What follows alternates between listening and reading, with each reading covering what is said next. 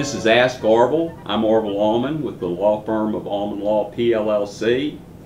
The question asked today by one of our viewers is it really advantageous to get a record deal in the current environment as the business is very volatile right now? Well, this is a very difficult question because it all depends. There's not as many record deals to have as there used to be, and I'm sure many of our viewers out there have heard what they call 360 deals.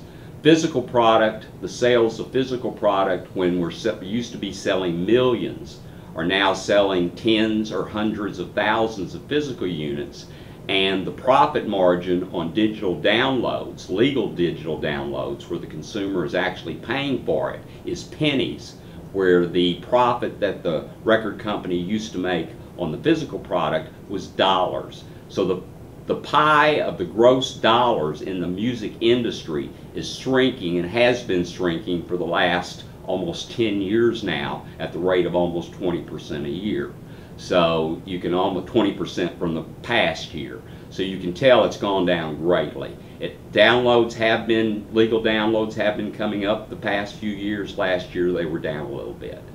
So the pie is shrinking, and really, whether you want to get a record deal or not, the whole idea is with a record deal, can you get branded faster? You can get to radio normally, where you can't get it as an independent artist as well as you can get it if you're on a major label. So if you get radio, you can get to more people. There's still approximately 2,000 country radio stations left, reporter stations, and therefore people that want to play out live, the playlists are so small now that if you do break into the playlist and get a single that is a top hit or is a download hit, you have gets on CMT or GAC and gets a lot of airplay there, then you're in more demand for work at venues, more as a young artist for more opening act opportunities, more festivals, fairs, rodeos where the real money's at for a young artist. And so you've got to decide that. The alternative is that you do it through another method as an artist that may have gotten signed back in the 80s or early 90s before the digital age was on us and the illegal downloading changed the record companies forever from the way they used to be, is you do it yourself. How do you do that?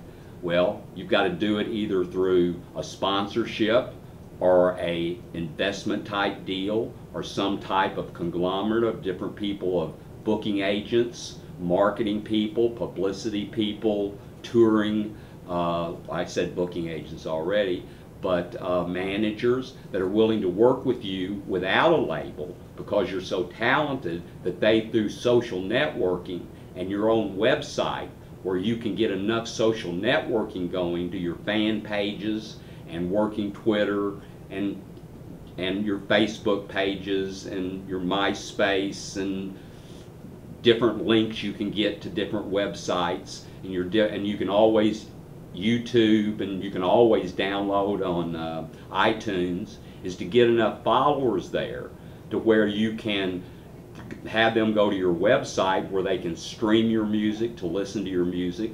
You could have free downloads on there. It's been shown that a lot of sites where they do free downloads on single tracks, may not be the single that you're promoting, but it may be another track off the album. It's found that the consumer goes and they download the whole album and they buy it. And so that's one way. Plus you can sell t-shirts, hats, you can sell physical product off that label. You can find people that will do that for you. So you can do it yourself if you have the startup money, and hopefully you can expand your audience to where your bookers now can look at you to get you into clubs, to start you into clubs, to build up to the small halls, into the rodeos, into the fairs, into the festivals, and hopefully get the attention of other booking agents and other artists and other managers and other record labels that will see you as possible opening acts, because what you can actually do is bring more people into the arenas where they're their star, their superstar in that arena because of the economy would not have sold out. Now because of this underground artist that's emerging, well, now people will come early to see this artist that wouldn't have come just to see the headliner. And that's another way that's being used in the new digital world, because I call it, what the internet is really the wild, wild west. And we really haven't tamed it yet. But it's amazing how much money is being made by some independent artists just out of social networking and their internet sites.